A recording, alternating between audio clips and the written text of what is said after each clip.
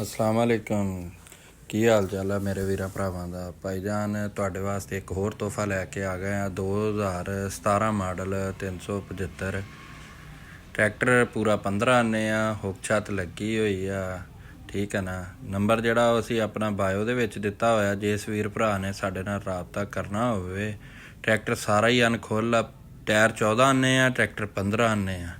ਆਸਾਨ tractor house ਨਾਈ ਵਾਲਾ ਬੰਗਲਾ, ਜ਼ਿਲ੍ਹਾ ਸਾਹੀਵਾਲ। ਜਿਸ ਵੀਰ ਭਰਾ ਨੂੰ ਚਾਹੀਦਾ ਹੋਵੇ ਉਹ ਸਾਡੇ ਨਾਲ ਰਾਬਤਾ ਕਰ ਲਿਆ ਕਰੇ। ਟਰੈਕਟਰ ਹੋਰ ਵੀ ਸਾਡੇ ਕੋਲ ਬੜੇ ਹੁੰਦੇ ਨੇ ਅਤੇ ਸਾਡੇ ਨਾਲ ਰਾਬਤਾ ਕਰਿਆ ਕਰੋ। ਤੁਹਾਨੂੰ ਟਰੈਕਟਰ ਦਿਆ ਕਰਾਂਗੇ ਇਨਸ਼ਾਅੱਲਾ। ਸੋਹਣੇ ਤੋਂ ਸੋਹਣੇ ਟਰੈਕਟਰ ਵੀਰਾਂ ਭਰਾਵਾਂ ਲਈ ਲੈ ਕੇ ਆਇਆ ਕਰਾਂਗੇ।